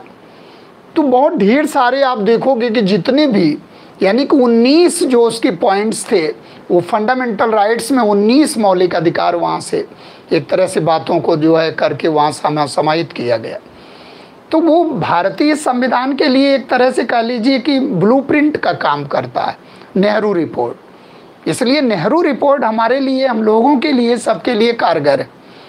तो नेहरू रिपोर्ट में आप देखोगे फिर जिन्ना रिपोर्ट आ गई, और इन सब का निचोड़ आप देखोगे तो एक तरह से कह के वो भारत शासन अधिनियम जो 1935 आएगा, उसमें कुछ कॉमन फीचर्स वहाँ लाया जाएगा, जैसे बर्मा को अलग किया जाए, सिंध को अलग प्रांत बनाया जाए। और एक जो है आप देखोगे कि उसमें एक सेपरेट इलेक्टोरेट की बात की गई। जिन्ना के रिपोर्ट को आप देखोगे तो लगेगा कि बिल्कुल धार्मिकता के आधार पर बनाई गई है, सारे पॉइंट वही दिखेंगे जो है। तो उसमें एक वैचारिकता नहीं है, विचारों में बड़ी विभिन्नता है। तो उसके लिए जब साइमन का विरोध किया गया जगह जगह पर, तो आप देखो कि साइमन आयोग का विरोध करने का कारण क्या है कि उसमें कोई भी भारतीय नहीं, और 27 में इसका गठन होगा और 28 में इसका आगमन होगा। और जब 1928 में इसका आगमन हो रहा है, तो 1928 में आप देखोगे जब आगमन होगा इसका, तो विरोध जगह जगह पर इसका किया गया। जैसे लाहौर में इसका विरोध किया गया, लखनऊ में विरोध किया गया, कलकत्ता में विरोध किया गया, पंजाब में विरोध किया गया। जगह जगह पर आप देखोगे तो ढेर सारा जो है। अब लाहौर में आप देखोगे तो विरोध के दौरान ही जो है, एक तरह से कह लीजिए लाहौर के जो एसएसपी थे, सीनियर सुपरिटेंडेंट ऑफ पुलिस अधीक्षक थे, वो स्कॉट करके थे, और वहाँ का जो एएसपी था वो सैंडर्स था, और जिसने जो है एक तरह से कह लीजिए कि लाठियों के प्रहार से लाला लाजपत राव को लहूलुहान कर दिया, और लाठियों के प्रहार से उनकी जो है बाद में घायल हो गए और डेथ हो गई लाहौर में। और लखनऊ में आप देखोगे तो गोविंद बल्लभ पंत हैं और जवाहरलाल नेहरू हैं, जो लाठियों का प्रहार इनके ऊपर हुआ, वहाँ उनके द्वारा आंदोलन का नेतृत्व किया जा रहा। तो जगह जगह पर साइमन गो बैक के नारे लगाए जा रहे थे और पूरा इसका विरोध किया जा रहा था। तो एक बार आप देखोगे तो लास्ट तक वो फिर लौट जाएगा साइमन, और फिर आएगा नेक्स्ट में 1929 में, और फिर जब आप देखोगे तो लास्ट में 1929 में जब आएगा तो फिर 1930 में अपनी रिपोर्ट प्रस्तुत करेगा। तो उसमें एक चीज़ दिमाग में ये रखना है कि जो ये जगह जगह पर आप देखो कि जो विरोध हो रहा है, उसमें सैंडर्स के द्वारा जो है वो स्कॉट और सैंडर्स इन्वॉल्व रहते हैं। तब इसके बाद आप देखोगे भगत सिंह, सुखदेव और राजगुरु के द्वारा ये प्लान बनाया जाएगा, चंद्रशेखर आज़ाद, भगवती चरण वोहरा, जिसमें सुखदेव जो है हेल्प करते हैं इन लोगों का, और स्कॉट को मारने का प्लान बनता है। लेकिन उसमें आप देखते हो जय गोपाल के द्वारा उसको ट्रेस करने की बात की गई कि कहाँ मिलेगा वो, और इस तरह से ट्रेस किया जा रहा था, लेकिन वो थोड़ी सी गलतफहमी हो गई और स्कॉट के बजाय जो है सैंडर्स मारा गया। यानी कि आप देखोगे तो 17 दिसंबर 1928 को सैंडर्स की हत्या कर दी गई, और जब सैंडर्स की हत्या कर दी गई तो अब एक प्रमाण ये भी मिल गया। और सैंडर्स की जब हत्या कर दी गई और उधर केंद्रीय असेंबली में बम कांड, यानी कि आप देखो कि उधर असेंबली में बम कांड, जो बटुकेश्वर दत्त और भगत सिंह के द्वारा जो बहरी सरकार को सुनाने के लिए जहां सेफ्टी बिल और ट्रेड डिस्प्यूट्स बिल प्रस्तुत किए जा रहे थे, और वहां पर इन्होंने जो है 8 अप्रैल 1829 को असेंबली में बम फोड़ा। तो जब आप देखोगे कि लाहौर में एक तो चल रहा है, और दूसरे जो है सैंडर्स हत्याकांड को मिलाकर, और लाहौर में जगह जगह पर षड्यंत्र ब्रिटिश हुकूमत के प्रति जो है, तो एक बहुत बड़ा जो है एक मुकदमा चलाया गया, और उसी को हम लोग नाम देते हैं लाहौर षड्यंत्र केस का मुकदमा। क्योंकि सजाए मौत की सज़ा यानी कि फांसी की सज़ा तब दी जाएगी जब कोई मर्डर केस प्रूफ हो। और इस तरह से आप देखोगे कि वो कई केस को एक में क्लब कर लेता है, और कई केस को एक में क्लब करके, क्योंकि ये लोग तो जेल में थे जगह जगह पर। जब वहाँ बटुकेश्वर दत्त और भगत सिंह को आप देखोगे तो पहले दिल्ली जेल में रखा गया, फिर मियामी जेल में, फिर इनको ट्रांसफ़र कर दिया गया। इन्होंने खुद मांग किया कि लाहौर जेल में, तो लाहौर जेल में आप देखोगे। फिर वहाँ एक जतिन दास थे, आप जतिन दास को देखो, हंगर स्ट्राइक। अगर हर जगह देखा जाए तो भूख हड़ताल इन्होंने भी किया था, और इनकी भूख हड़ताल तो कई जगह थे, कई फोल्ड में बटे हुए थे, जबकि जतिन दास का लगातार भूख हड़ताल हुआ था। और 63 दिन के यानी कि 63 डेज हंगर स्ट्राइक के बाद 64वें दिन जतिन दास की डेथ हो जाती है। तो एक लंबा जो है हंगर स्ट्राइक रहता है, और जेल में ज्यादतियों को लेकर पानी की व्यवस्था, भोजन की व्यवस्था, और कैदियों के साथ बुरा बर्ताव, और लाइट की प्रबंधन न होना, यानी कि तरह तरह का उसका प्रबंधन को लेकर ये लोग हंगर स्ट्राइक किए हुए थे। और उसमें जतिन दास बहुत ज़्यादा विरोध कर रहे थे बिल्कुल, और थोड़ी व्यवस्थाएं इन्होंने सही भी किया था, तो अन्य लोगों ने हड़ताल रोक दिया था। लेकिन जतिन दास लगातार हड़ताल करते रहे और 63 डेज के बाद आप देखोगे तो जतिन दास जो है उससे जो है ख़त्म हो जाते हैं। उसके बाद देश में बहुत बड़ा भूचाल आता है और जगह जगह पर लोग उनको नमन करते हैं और आप बिल्कुल कह लीजिए एक तरह से अंतर व्यथित हो जाता है पूरा समाज। तो ये क्रांतिवीरों का जो चल रहा था जगह जगह पर आंदोलन, ये समाज में बड़ा ही एक तरह से कह लीजिए कि हलचल ला रहा था। तो सारे काम आप देखो कि कांग्रेस भी अपना प्रयास कर रही है, उसको दमन चक्र करके दबा दिया जा रहा। क्रांतिकारी अपना प्रयास कर रहे हैं तो षड्यंत्र केस का मुकदमा चल के उसको दबा दिया जा रहा। और उसमें भगत सिंह देखो अपने केस की पैरवी खुद करते हैं, खुद मुकदमा लड़ते हैं। तो इस तरह से आप देखोगे इसको जो है आचार्य को, फिर यहाँ आप देखोगे कि भगत सिंह, सुखदेव और राजगुरु, अब ये सैंडर्स हत्याकांड, जब सैंडर्स की हत्या होती है तो सुखदेव सहयोग करते हैं और भगत सिंह, राजगुरु और आप देखोगे भगवती चरण वोहरा, ये सब लोग रहते हैं। और उसमें स्कॉट के बजाय, एसएसपी स्कॉट के बजाय एएसपी सैंडर्स मारा जाता है, इसलिए सैंडर्स हत्याकांड का मुकदमा चलाया जाता है। इसके बाद आप देखो कि एक तरह से असेंबली में बम कांड हो जाता है और इसको क्लब करते हुए फिर जो है निर्धारित किया जाता है और 23 मार्च 1931 को भगत सिंह, सुखदेव और राजगुरु को फांसी दे दी जाती है। भगत सिंह, सुखदेव और राजगुरु, भगत सिंह, सुखदेव और राजगुरु को फांसी दे दी जाती है और ये फांसी मुकर्रर की जाती है 24 मार्च, लेकिन पहले ही एक दिन दे दी जाती है। और आप देखो कि भगत सिंह का चेहरा उस समय बहुत ही बिल्कुल कह लीजिए कि सबसे कह लीजिए प्रसन्न चित्त थे बिल्कुल, यानी कि हंसते हंसते फांसी के फंदे पर। और वो कहते थे बार बार वो लाइनें कि दिल से न निकलेगी मरकर भी वतन की उल्फत, मेरी मिट्टी से भी खुशबुए वतन आएगा। यानी कि बड़ा एक बिल्कुल जो है चेहरा आप देखोगे लास्ट में तो लगेगा कि ऐसे क्रांतिवीर भारत जननी ने जन्म दिया, ऐसे क्रांतिवीरों को कि उनके देखकर, उनके कारनामे को देखकर लगता है कि वो ऐसे ही है, नमन करना चाहिए, सैल्यूट करना चाहिए। यानी कि सिकन भी नहीं आया। और लेनिन की पुस्तक पढ़ रहे थे कि एक क्रांतिवीर से मिलना चाह रहा, मिल रहा, और उसके बाद हंसते हंसते फांसी के फंदे पर। और उसके बाद इनके डेड बॉडीज़ को अंग्रेज ने सीक्रेट तरीके से जलाने का प्रयास किया, फिर पूरा हुजूम आ गया और फिर आप देखना जन सैलाब पूरा टूट पड़ा। तो ऐसे क्रांतिवीरों को नमन करना चाहिए, सत सत नमन ऐसे क्रांतिवीरों को जिनके कारण अंग्रेजी हुकूमत कहीं ना कहीं दहशत में आई और वो छोड़ने के लिए फिर बाध्य हुई। तो इसका कहीं ना कहीं दूरगामी प्रभाव रहा, इसका कहीं ना कहीं राजनीति में एक तरह से कह लीजिए कि दूरगामी प्रभाव पड़ा। तो भगत सिंह की शहादत कभी जाया नहीं जा सकती। तो इस प्रकार से आप देखोगे 24 मार्च को होना था, लेकिन 23 मार्च 1931 को ही भगत सिंह, सुखदेव और राजगुरु को फांसी दे दी गई। और इससे पहले ही आप देखोगे तो 27 फरवरी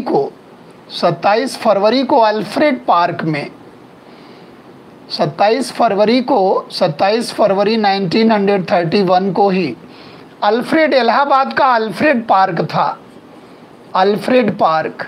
और अल्फ्रेड पार्क में नॉट बाबर था, इंस्पेक्टर नॉट बाबर, मुठभेड़ हो गया था वहाँ पर और नॉट बाबर था। और वहाँ मुठभेड़ के दौरान जब इन्होंने देखा कि अब कोई रास्ता नहीं है, क्योंकि वहाँ मुखबिरी हो गई थी और इनको जो है एक तरह से कह लीजिए कि फिर कोई जब विकल्प नहीं रहा तो इन्होंने स्वयं को अपने शूट कर दिया।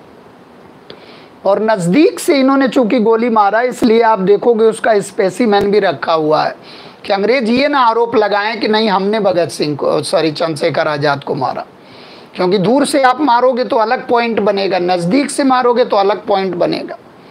तो उसके लिए आप देखो कि चंद्रशेखर आज़ाद ने अल्फ्रेड पार्क में स्वयं को यानी कि शहादत में डाल दिया।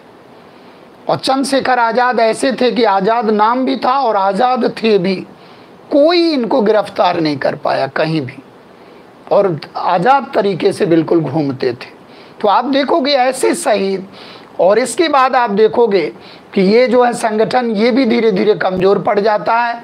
और इसी दौर में आप देखोगे चटगांव IRA में शस्त्रागार पर अटैक, सैन्य आर्सेनल पर अटैक, और मास्टर दा आचार्य सूर्यसेन के द्वारा एक बड़ी फौज का निर्माण किया जाता है, जिसमें एक तरह से छात्राओं का, वीरांगनाओं का, महिलाओं का बहुत बड़ा हाथ रहा। और उसमें आपने देखा कि जो है प्रीतिलता वाडेकर स्वयं को गिरफ्तारी से, यानी कि वो एक तरह से उससे बचने के लिए, और स्वयं को जो है एक तरह से गोली मार लेती, यानी कि स्वयं को एक तरह से सुसाइड, आत्महत्या कर लेती हैं। और फिर आप देखोगे कि बीना दास और शांति घोष, सुनीति चौधरी, ये जो है जिला अधिकारी को मार देती हैं गोली, यानी कि शांति घोष और सुनीति चौधरी के द्वारा जिला अधिकारी को गोली मार दिया गया। और दीक्षांत समारोह में एक तरह से पुरस्कार लेते हुए बीना दास ने जो है वो गवर्नर को, यानी कलकत्ता विश्वविद्यालय में थी और दीक्षांत समारोह में गवर्नर आया हुआ था और उसको इन्होंने शूट कर दिया। तो यानी कि एक प्रकार से देखो आप क्रांतिकारी गतिविधियाँ, और बाद में आप देखोगे इनको सज़ा दे दी गई, और बाद में सबसे लास्ट में यानी कि 12 जनवरी 1934 को मास्टर दा आचार्य सूर्यसेन को फांसी हो जाती है। तो ये जो क्रांतिकारी मूवमेंट है ये बहुत ही आप देखोगे एक सिस्टमेटिक रूप से सेकेंड दौर में जगह जगह पर क्रांतिकारी गतिविधियाँ और अस्थायी सरकार का निर्माण, जैसे बाद में आप देखोगे सुभाष चंद्र बोस के द्वारा INA और सिंगापुर में अस्थायी सरकार का निर्माण किया जाएगा, उसी तरह से राष्ट्रपति बन के और सैल्यूट इनको लोग करते थे, मास्टर दा आचार्य सूर्यसेन और चटगांव IRA। तो इस सीक्वेंस को हमें ध्यान रखना है कि कानपुर और दिल्ली और बंगाल में एक तरह से क्रांतिकारी गतिविधियां संचालित की जा रही थी। तो एक तरह से साइमन आयोग के मंतव्य को भी आप समझ लिए कि साइमन आयोग का जगह जगह पर विरोध किया गया, और इसके बाद असेंबली बम कांड हुआ। और इस प्रकार से आप देखोगे तो जब ये एक चुनौती मिला था नेहरू रिपोर्ट के बारे में, आप देखो घटनाओं को थोड़ा सा आप सीरियल से अगर मिलाओगे तब जाके आप इसको पूरी तरह से क्लब कर पाओगे, क्योंकि घटनाएं सीरियल से जब आप देखोगे तभी इसको जो है समझ पाओगे। तो अब हम लोग देखते हैं कि नेहरू रिपोर्ट का कैसे समय आया, यानी कि सर्वदलीय सम्मेलन 1925 में हमारे जो है भारत राज्य सचिव थे बर्किनहेड जो है भारत राज्य सचिव थे, secretary for state of India, Bharat राज्य सचिव। और इन्होंने भारतीयों को एक चुनौती पेश किया कि भी आप जो है एक कोई सर्वसहमति से कोई संविधान बनाओ। तो इसके लिए इस चुनौती को स्वीकार करते हुए 1928 में आप देखोगे जगह जगह पर सर्वदलीय सम्मेलन का आयोजन किया जाएगा। ये ध्यान रखना, सर्वदलीय सम्मेलन का आयोजन किया जाएगा, ऑल पार्टी कॉन्फ्रेंस का आयोजन किया जाएगा। और ये आयोजन कहाँ होगा? M.A. अंसारी के नेतृत्व में होगा। M.A. अंसारी के नेतृत्व में होगा, यानी कि ये बहुत ही राष्ट्रवादी लीडर थे और कांग्रेस के, और मुख्तार अहमद अंसारी इनका नाम है। M.A. अंसारी के नेतृत्व में ऑल पार्टी कॉन्फ्रेंस होगा, और ये शुरुआती दौर में दिल्ली में होगा, पहले दिल्ली में होगा 1928 में ही, और फिर आप देखोगे कि ये जो है मई में होगा जो है बम्बई में, और बम्बई के बाद फिर ये लखनऊ में होगा, और फिर जो है कलकत्ता में होगा। यानी कि all party conference M.A. Ansari के नेतृत्व में जगह जगह पर हो रहा, और दिल्ली में सर्वदलीय सम्मेलन का आयोजन किया गया। और इसमें आप देखोगे 29 दल हैं, यानी कि भारत के 29 दल एक मंच पर शामिल हो रहे हैं, एक मंच पर, और ये आ रहे हैं और अपने विचारधारा को प्रस्तुत कर रहे हैं, और उसकी जो चुनौती उसने दिया था उसको मीट आउट कर रहे हैं। मतलब एक एक ट्रायल चल रहा है, एक प्रत्युत्तर चल रहा कि अंग्रेजों ने अगर इस तरह से कह दिया भारत राज सचिव ने, तो उसको हम प्रूफ करेंगे कि हमारे पास एक मतैक्यता है, हमारे पास एक विचारधारा है, एकजुटता है, उसको प्रूफ करने का प्रयास कर रहे हैं। और उसी में ऑल पार्टी कॉन्फ्रेंस हो रहा। और यहाँ जब ऑल पार्टी कॉन्फ्रेंस हो रहा था, ये तो फरवरी में हुआ, और जब यहाँ मई में आप देखोगे ऑल पार्टी कॉन्फ्रेंस हो रहा था, तो यहीं पर जो है नेहरू समिति बनी। नेहरू समिति का गठन किया गया, लीडेड बाय मोतीलाल नेहरू। 8 सदस्यीय नेहरू समिति का यहाँ पर गठन कर दिया गया। और इसमें आप देखोगे जवाहरलाल नेहरू, ये मोतीलाल नेहरू के द्वारा बनाई गई है। तो नेहरू समिति, नेहरू रिपोर्ट आएगा तो कभी ऐसे मत लगा देना आप कि जो है जवाहरलाल नेहरू की है, ये मोतीलाल नेहरू की है। और मोतीलाल नेहरू के द्वारा ये बनाई गई है। और इसमें आप देखोगे सुभाष चंद्र बोस और जवाहरलाल नेहरू सक्रिय सदस्य के रूप में रहते हैं। और इसके द्वारा 8 सदस्य इसमें शामिल रहते हैं।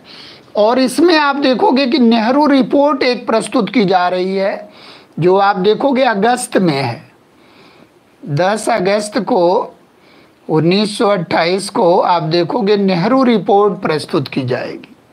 और इस नेहरू रिपोर्ट में आप फीचर्स देखोगे तो जैसे समानता की बात करना, यानी कि समानता का अधिकार मिलना चाहिए, समानता का अधिकार, और धार्मिक स्वतंत्रता का अधिकार, धार्मिक स्वतंत्रता का अधिकार, संपत्ति का अधिकार, इस तरह ढेर सारे इसमें आप देखोगे।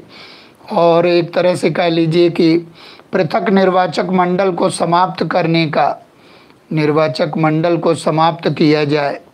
इस तरह से नेहरू रिपोर्ट में ढेर सारे आप देखोगे बिंदु आ जाएंगे इसमें। बर्मा को अलग किया जाए और एक तरह से कॉमन निर्वाचक मंडल रखा जाए, पृथक निर्वाचक मंडल के जगह पर कॉमन निर्वाचक मंडल रखा जाए। तो नेहरू रिपोर्ट में आप देखोगे इसको ब्लूप्रिंट भी कहते हैं, यानी कि इसमें ढेर सारे ऐसे थे जो फंडामेंटल राइट्स के तरह एक तरह संकेत देते थे। और उसके बाद इसमें कहा गया कि भाषाई आधार पर राज्यों का गठन किया जाए, भाषाई आधार पर राज्यों का गठन होना चाहिए। और एक जो था उसमें कहा गया कि जो जैसे कनाडा है, ऑस्ट्रेलिया है और आयरलैंड है, आयरलैंड के तरह भारत को भी अधिराज्य का दर्जा दिया जाए। अधिराज्य का दर्जा तो कम से कम दिया जाए, डोमिनियन स्टेटस, इसको क्या कहते थे, अधिराज्य या डोमिनियन स्टेटस, डोमिनियन स्टेट की बात करते थे। यानी कि एक तरह से कह लीजिए एक बड़े राज्य के द्वारा संचालित होगा ये, जैसे ऑस्ट्रेलिया, कनाडा और आयरलैंड की स्थिति थी, साउथ अफ्रीका की स्थिति थी। अब ये दोनों जो पॉइंट थे इसी पर मतभेद हो गया। आप देखोगे इसमें फ्रैक्शन हो जाएगा, यानी कि भाषाई आधार पर राज्यों के गठन की प्रक्रिया का और ये जो भारत यानी कि अधिराज्य यानी कि डोमिनियन स्टेटस के मांग को लेकर बहुत बड़ा गतिरोध हो गया। और जवाहरलाल नेहरू और सुभाष चंद्र बोस ने नेहरू समिति से इस्तीफा दे दिया। और यहाँ आप देखोगे नेहरू रिपोर्ट जब प्रस्तुत की जाती है तो उस पर विचार विमर्श यहाँ होता, लखनऊ में सर्वदलीय सम्मेलन होता है और यहाँ इस पर विचार विमर्श होता है। और फिर कलकत्ता में इस पर जो है एक तरह से विचार विमर्श होता है, जहाँ इसको जो है एक तरह से रखा जाता है। और फिर कलकत्ता का जो वार्षिक अधिवेशन होता है, एक चीज़ और हमें ध्यान रखना है कि यहाँ कलकत्ता का वार्षिक अधिवेशन होगा, यानी कि कलकत्ता आईएनसी का कलकत्ता अधिवेशन होगा। आईएनसी का कलकत्ता अधिवेशन जो वार्षिक होगा उसमें भी मोतीलाल नेहरू अध्यक्ष बनेंगे। और इससे पहले मद्रास अधिवेशन जो हुआ था वहाँ एम.ए. अंसारी अध्यक्ष थे। और मद्रास अधिवेशन कब हुआ था, 1927, इसको याद रखना है। और मद्रास अधिवेशन में आप देखोगे 1927 में एम.ए. अंसारी के लीडरशिप में होता है। और वहाँ कहा गया कि साइमन के आने पर विरोध किया जाएगा, क्योंकि साइमन के गठन की तो एक तरह से सूचना हो गई थी, यानी कि सितंबर में गठन हो गया था उसका। और इन्होंने ये कहा कि अगर साइमन भारत में आएगा तो उसका विरोध करेंगे हम लोग, और अब हमें जो है पूर्ण स्वराज्य चाहिए। तो आप कांग्रेस के मंच से अगर पहली बार उद्घोष देखोगे पूर्ण स्वराज्य का, तो मद्रास में है एम.ए. अंसारी के नेतृत्व में। और जबकि यहाँ नेहरू रिपोर्ट में आप देख रहे हो कि डोमिनियन स्टेट की बात की जा रही है। तो इससे जवाहरलाल नेहरू और एक तरह से कह लीजिए सुभाष चंद्र बोस नाराज हो जा रहे हैं, और इन्होंने एक ऑल इंडिया इंडिपेंडेंट पार्टी बना लिया अलग, और इस्तीफा दे दिया नेहरू रिपोर्ट से। लेकिन बाद में फिर गांधी जी बीच में आ गए, और गांधी जी ने कहा कि ऐसा नहीं है। और गांधी जी के आप देखो बीच में आने से और ये हुआ कि 1 वर्ष आप एक तरह से देख लो, और अगर 31 दिसंबर 29 तक अंग्रेज अगर इस बात पर राजी नहीं होता है तो फिर हम लोग पूर्ण स्वराज्य के लिए प्रयास करेंगे। यानी कि नेक्स्ट अधिवेशन, जो नेक्स्ट अधिवेशन वो बहुत ऐतिहासिक लाहौर अधिवेशन, जो रावी नदी के तट पर मध्य रात्रि को आयोजित किया गया। तो 27, 28 और 29 का अधिवेशन आपको याद रखना है। 27 के अधिवेशन में आपने देखा कि 2 बातें की गई, एक तो पूर्ण स्वराज्य की बात की गई और एक जो है साइमन आयोग के विरोध की बात की गई। लेकिन यहाँ पर आप देखो बीच में क्या मांग उठने लगी, यानी कि डोमिनियन स्टेटस का, जिसका विरोध किया गया। फिर आपका जो है 1929 वाला लाहौर अधिवेशन होगा। लाहौर अधिवेशन होगा, और लाहौर अधिवेशन में आप देखोगे कि लाहौर अधिवेशन हुआ, और इसमें जो है एक तरह से कह लीजिए पहले गांधी जी को बनाया गया था, फिर गांधी जी ने वो कार्यभार नेहरू को दे दिया। यानी कि गांधी जी और सरदार पटेल को इसमें रखा जाना था अध्यक्ष के रूप में।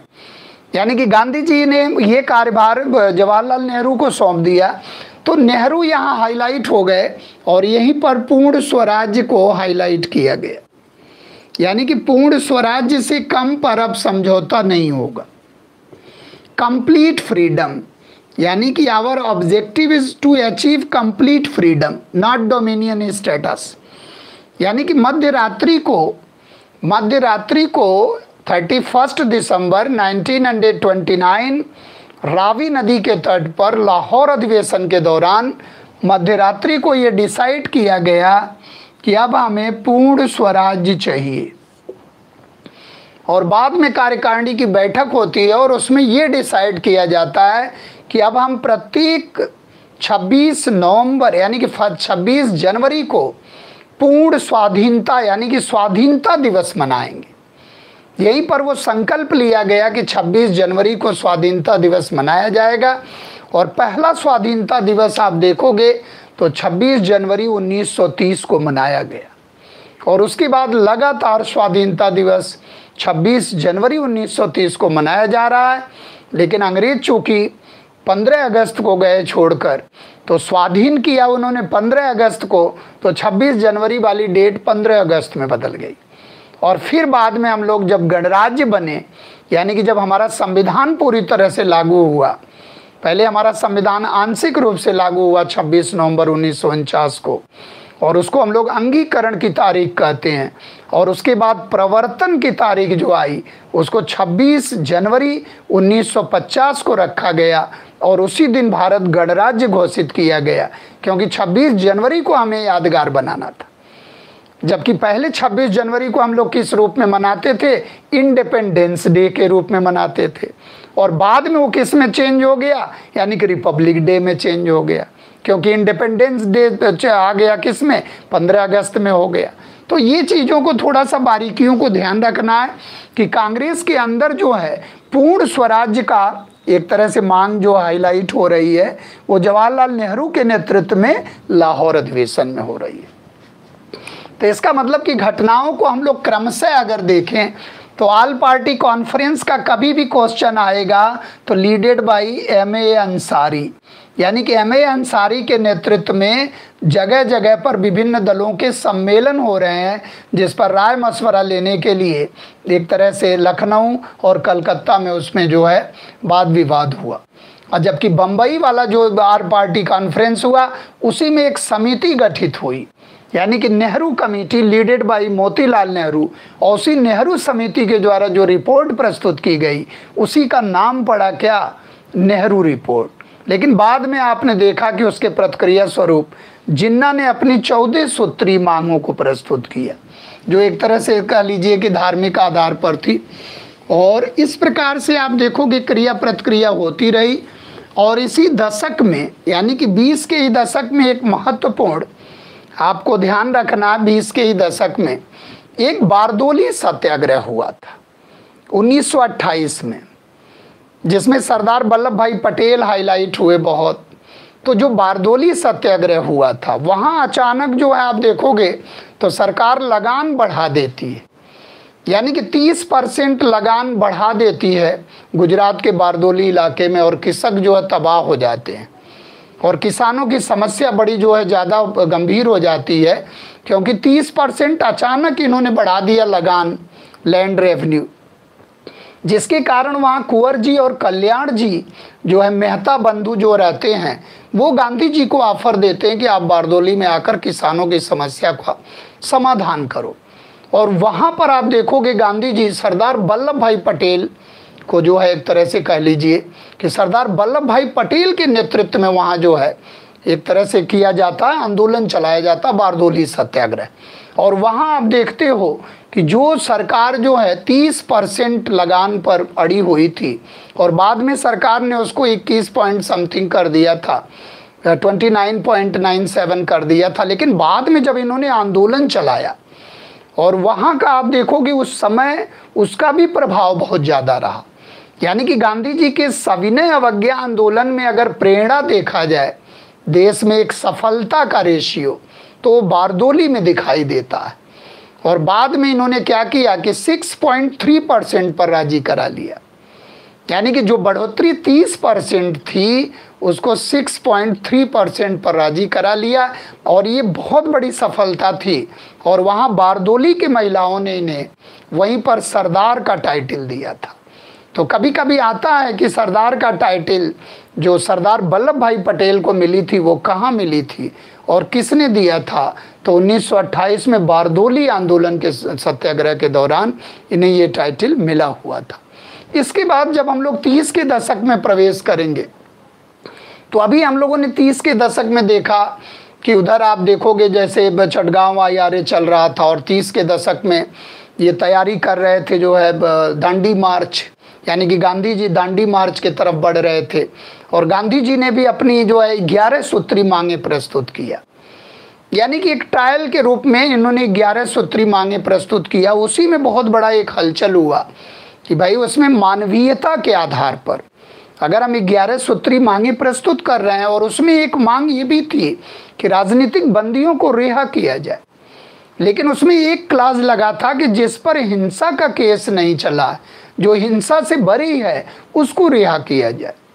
तो अगर 11 पॉइंट के जगह पे 12 पॉइंट कर देते तो एक जो कहते हैं कि वो जो कलंक एक लगा, यानी कि उनकी विचारधारा अपने हिसाब से एकदम बिल्कुल चल रही थी, और उसमें वो एक तरह से कह रहे थे कि हिंसा को बढ़ावा देने वाले, यानी कि एक तरह से कह लीजिए कि उसको हम आधार नहीं बना सकते।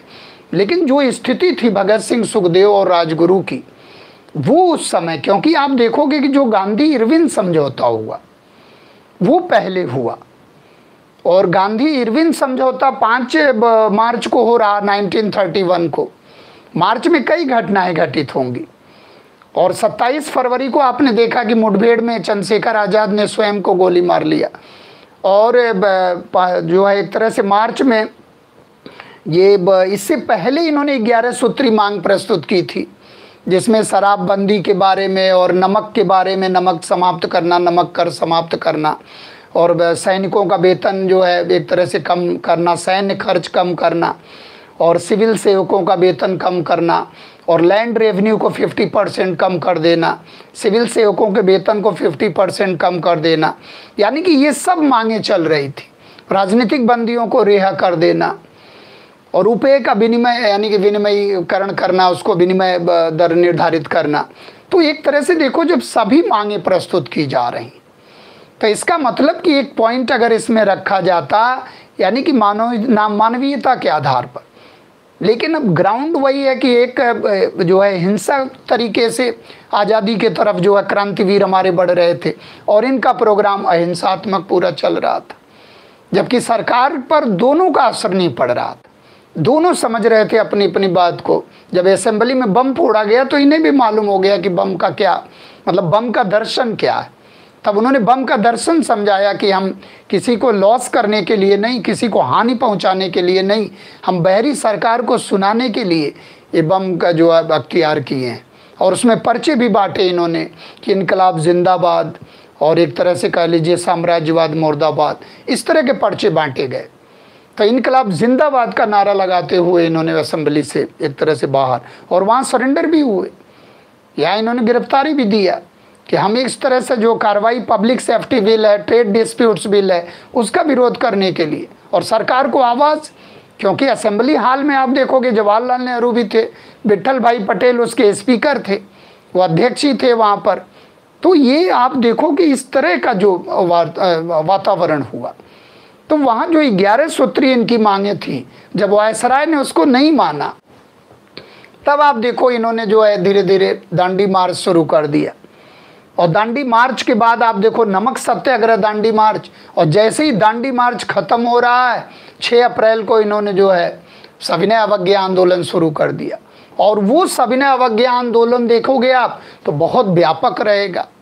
यानी कि 30 के दशक में अगर देखा जाए हम लोग, तो पहला आप देखोगे कि आरटीसी यानी कि राउंड टेबल कॉन्फ्रेंस, यानी कि 1930, 1931 और 1932,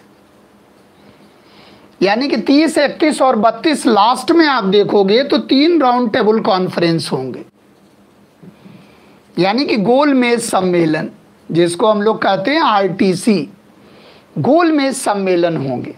और इस गोलमेज सम्मेलन में आपने देखा कि जब बात यहाँ नहीं बन पाई पूरी तरह, तो ये बुलाने का प्रयास किए, सभी दलों को जो है लंदन में बुलाकर और चर्चा पर चर्चा कराने का प्रयास किए।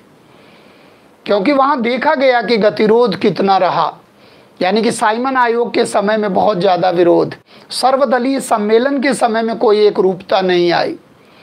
तब इन्होंने क्या किया कि लंदन के जेम्स पैलेस में, सेंट जेम्स पैलेस में इन्होंने बुलाया और 3 सम्मेलन आयोजित किया, राउंड टेबल कॉन्फ्रेंस।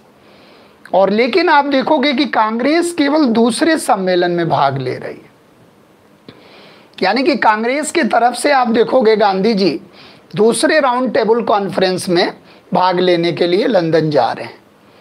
और सभी सम्मेलनों में भाग लेने वाले कौन है? BR अम्बेडकर और तेज बहादुर सप्रू। तो आप देखो कि BR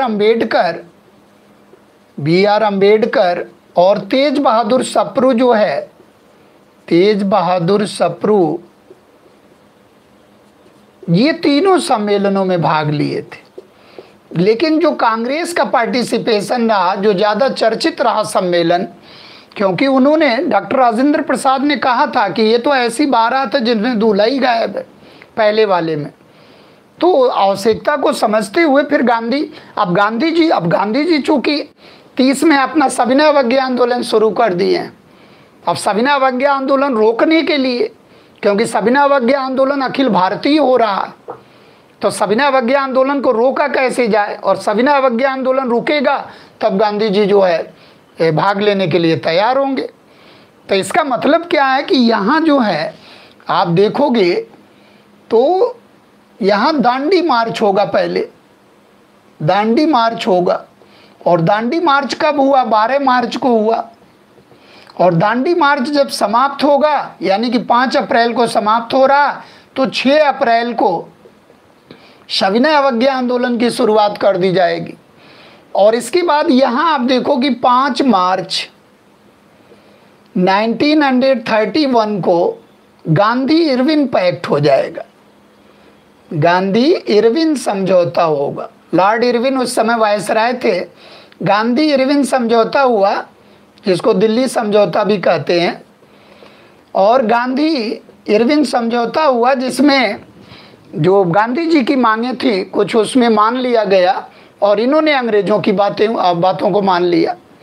यानी कि ये राजनीतिक बंदियों को रिहा करने की बात कर लिया, यानी कि अंग्रेजों ने राजनीतिक बंदियों को रिहा कर दिया और ये द्वितीय गोलमेज सम्मेलन में भाग लेने के लिए तैयार हो गए। इसके बाद आप देखो गांधी इरविन समझौते के बाद जो है 23 मार्च को फांसी हुई भगत सिंह, सुखदेव और राजगुरु को। और फिर 26 मार्च को आप देखोगे, 26 मार्च को कराची अधिवेशन होगा। कराची का विशेष अधिवेशन बुलाना पड़ा, यानी कि आईएनसी का कराची का विशेष अधिवेशन बुलाना पड़ा और उसमें सरदार वल्लभ भाई पटेल अध्यक्ष बने। सरदार वल्लभ भाई पटेल को अध्यक्ष बनाया गया कराची अधिवेशन और विशेष अधिवेशन बुलाना पड़ा। और वहां पर आप देखोगे आर्थिक नीतियां हैं, मौलिक अधिकार है, मौलिक कर्तव्य है और आर्थिक नियोजन की नीतियां, नहीं कि सारी नीतियों को उस पर रखा गया और बड़ा ही महत्वपूर्ण रहा सम्मेलन। और यहां गांधी गो बैक के नारे लगाए गए, यानी कि क्रांतिवीरों की सिंपैथी आप देखो देश में इतना ज़्यादा उद्गार हुआ कि गांधी जी की रेटिंग एकदम बिल्कुल डंप हो गई। यहाँ जो है एक बार प्रयास किया गया गांधी जी को एक तरह से गाड़ी में बम रखने का, बच गए। तो आप देखो कि यहाँ जो है सरदार वल्लभ भाई पटेल के नेतृत्व में सम्मेलन हो रहा है और गांधी गो बैक के नारे लगाए जा रहे हैं और गांधीवाद मुर्दाबाद के नारे लगाए जा रहे हैं। और यहीं पर गांधी जी ने उद्घोष किया कि गांधी मर सकते हैं, गांधीवाद सदैव अमर रहेगा। कभी कभी आपसे क्वेश्चन पूछता है कि गांधीवाद क्या, गांधी आइडियोलॉजी क्या है, गांधी जी के जो प्रयोग करने के तरीके हैं वो क्या है, वो गांधीवाद है। और गांधी जी कहते हैं कि गांधीवाद में गांधी नहीं, यानी कि जहाँ जहाँ से विचार उन्होंने लिया एक वाद तैयार कर लिया और वही आइडियोलॉजी क्या है, गांधीयन फिलॉसफी यानी गांधीयन स्कूल ऑफ थॉट के नाम से जानी जाती है। लेकिन वो विचारों का समुच्चय है, यानी कि व्यवहार में जो जो गांधी जी ने किया, घरेलू समस्याओं से लेकर अंतर्राष्ट्रीय समस्याओं तक का, उसी का जो है एक विचारों का समुच्चय बना क्या, गांधीवाद। तो ये यहाँ पर उद्घोषणा करते हैं कि गांधी मर सकते हैं लेकिन गांधीवाद सदैव अमर रहेगा। तो यहाँ गो बैक के नारे लगाए गए, गांधी जी की रेटिंग बिल्कुल डाउन हो गई। तो आप देखो कि कैसे टर्निंग पॉइंट आ रहा है, यहाँ गांधी इरविन पैक्ट हो रहा है, यहाँ हमारे शहीदों को फांसी दे दी जा रही है एक तरह से, भगत सिंह, सुखदेव, राजगुरु को, और फिर ये सम्मेलन हो रहा। इसका मतलब कि दांडी मार्च अगर देखा जाए तो दांडी मार्च यहाँ हो रहा नमक सत्याग्रह का उल्लंघन करने के लिए, क्योंकि सविनय अवज्ञा आंदोलन शुरू करना है। तो with the end of Dandi march civil disobedience started, यानी कि दांडी मार्च की समाप्ति पर आप देखोगे सविनय अवज्ञा आंदोलन की शुरुआत होगी। और जब सविनय अवज्ञा आंदोलन की शुरुआत होगी तो ये आप देखोगे अखिल भारतीय आंदोलन हो जाएगा। इसमें पहले स्टेप में अवज्ञा रहेगा और दूसरे स्टेप में नो टैक्सेशन, कर न देने का आंदोलन रहेगा, जिसमें मध्य भारत में आपने देखा। और इसमें लाल कुर्ती आंदोलन सीमांत गांधी के द्वारा आप देखोगे लाल कुर्ती आंदोलन चलाया जाएगा। और इस समय गांधी जी को गिरफ्तार करके यरवदा जेल में डाल दिया गया। और उस समय वो फ्री मैन पत्र के संपादक थे वेब मिलर, अमेरिकी पत्रकार, उन्होंने लिखा पूरा। फिर गांधी जी के गिरफ्तारी के बाद अब्बास तैयब जी के द्वारा नेतृत्व किया गया। फिर अब्बास तैयब जी के गिरफ्तारी के बाद सरोजनी नायडू के द्वारा नेतृत्व किया गया। धरासना पर बहुत बड़ा हत्याकांड हुआ, धरासना पर बहुत नरसंहार हुआ, वहाँ सरोजनी नायडू ने नेतृत्व किया था। खान अब्दुल गफ्फार खान लाल कुर्ती आंदोलन वाले थे, वो भारत के पश्चिमोत्तर क्षेत्र में सीमांत गांधी के द्वारा नेतृत्व किया गया। चंद्र सिंह गढ़वाली के द्वारा नेतृत्व किया गया गढ़वाल के क्षेत्र में। रानी गेंड्यालू के द्वारा नागालैंड और मणिपुर यदुनांग जियारलांग आंदोलन चलाया गया, यानी कि मणिपुर नागालैंड के क्षेत्र में इसका जो है एक तरह से जन जागृति देखने को मिलती है। तो ये जो सिविल डिसओबीडियंस मूवमेंट है ये चूंकि अखिल भारतीय होने लगा और जब ये ऑल ओवर इंडिया में फैल गया तो अंग्रेजी हुकूमत के लिए एक बहुत बड़ी चुनौती हो गई। तो अब उनको जो है ये दिख रहा कि आंदोलन को कैसे हम रोक दें, और आंदोलन को रोकने के लिए बीच में ये गांधी इरविन पैक्ट का आयोजन किया गया। और गांधी इरविन पैक्ट से आप देखो गांधी जी ने आंदोलन रोक दिया और द्वितीय गोलमेज सम्मेलन में भाग लेने के लिए तैयार हो गए। तो अगर आपको मिलाने के लिए कभी मॉडर्न इंडिया का जो ये वाला पार्ट है, ये ज़्यादा मिलाने के लिए, घटनाओं को क्लब करने के लिए, तो जैसे ही आप एंट्री करोगे तो घटनाएं आप देखोगे दांडी मार्च, और then after civil disobedience movement, then after first RTC, first round table conference, और फिर उसके बाद आप देखोगे फिर जो है गांधी इरविन पैक्ट, और फिर भगत सिंह राजगुरु सुखदेव को फांसी, और फिर उसके बाद कराची विशेष अधिवेशन, और फिर इसी के सांप्रदायिकता के आधार पर आप देखोगे जो सेपरेट इलेक्टोरेट की बात की गई, यानी कि रैमजे मैकडोनाल्ड जो ब्रिटिश प्रधानमंत्री होगा, रैमजे मैकडोनाल्ड, वो इसी तरह से आप देखोगे अगस्त में एक सांप्रदायिक जो पंचायत की घोषणा कर देगा। 16 अगस्त 1932 को सांप्रदायिक निर्णय की घोषणा कर दी जाएगी, और बाद में आप देखोगे ये दलित समाज को हिंदू वर्ग से अलग कर दिया जाएगा, और उसी को लेकर यरवदा जेल में आमरण अनशन पर बैठ जाएंगे गांधी जी, और जिसमें बाद में गांधी और अंबेडकर के मध्य आप देखोगे पूना समझौता होगा, और वहीं से आप देखोगे SC ST के लिए जो है आरक्षण की जो व्यवस्था है, वहाँ से सीटों का आरक्षण शुरू हो जाएगा। यानी कि कम्युनल इलेक्टोरेट, यानी कि सेपरेट इलेक्टोरेट, जो ये बातें हो रही हैं, यानी कि जो डिस्कस किया जा रहा है यहाँ, और डिस्कस किसका किया जा रहा है, जो साइमन रिपोर्ट है उसके जो क्लास हैं उस पर डिस्कस किया जा रहा है RTC में, राउंड टेबल कॉन्फ्रेंस में। यानी कि द्वितीय गोलमेज सम्मेलन में गांधी जी भाग लेने गए, लेकिन हाथ कुछ नहीं लगा, और उसके बाद आप देखो कि फिर जो है जब गांधी जी लौट आए, और जब गांधी जी आए तो पुनः आंदोलन शुरू कर दिए, लेकिन अब वो आंदोलन उतना असरदार नहीं होगा जितना असरदार पहले राउंड का सविनय अवज्ञा आंदोलन था। और फिर 32 से लेकर 34 तक ये आंदोलन करेंगे, और 34 में पूरी तरह से वो आंदोलन भी समाप्त हो जाएगा, और मास्टर दा आचार्य सूर्यसेन को फांसी दे दी जाएगी। इसलिए आप देखोगे कि क्रांतिकारी आंदोलन का भी मूवमेंट धीरे धीरे समाप्त होने लगा। और फिर जो है सुभाष चंद्र बोस के द्वारा आप देखोगे 40 के दशक में फिर क्रांतिकारी आंदोलन एक नए तरीके से फिर वहाँ चलाया जा रहा। तो इस प्रकार से आप घटनाओं को क्लब करने का प्रयास करोगे धीरे धीरे कि कैसे कैसे घटनाएं हैं, और एक घटना को दूसरी घटना से लिंक करने का प्रयास करना, क्योंकि मॉडर्न हिस्ट्री का जो ये पार्ट है इसको अगर आप लिंक नहीं करोगे तो आप उसको समझ ही नहीं पाओगे कि गांधी इरविन समझौता पहले हो रहा कि गोलमेज सम्मेलन। तो गांधी इरविन समझौता होगा तब द्वितीय गोलमेज सम्मेलन का आयोजन हुआ, और उसमें गांधी जी भाग लेने के लिए गए। तो इस तरह से एक दशक आज हम लोगों ने पूरा यात्रा किया उसको, और कल हम लोग आज़ादी तक पहुंचने का प्रयास करेंगे और देखेंगे, क्योंकि 30 के दशक में सविनय अवज्ञा आंदोलन है, 40 के दशक में ढेर सारी घटनाएं। तो 40 के दशक में हम लोग कल जो है आज़ाद होने का प्रयास करेंगे, और आप लोगों ने बड़े शालीनता के साथ सुना और पेशेंसफुली सुना। तो आज इन्हीं के साथ हम वाणी को विराम देना चाहते हैं। तो आप घर पर रहें, सुरक्षित रहें, और जय हिंद, जय Bharat. Thank you all of you, thank you.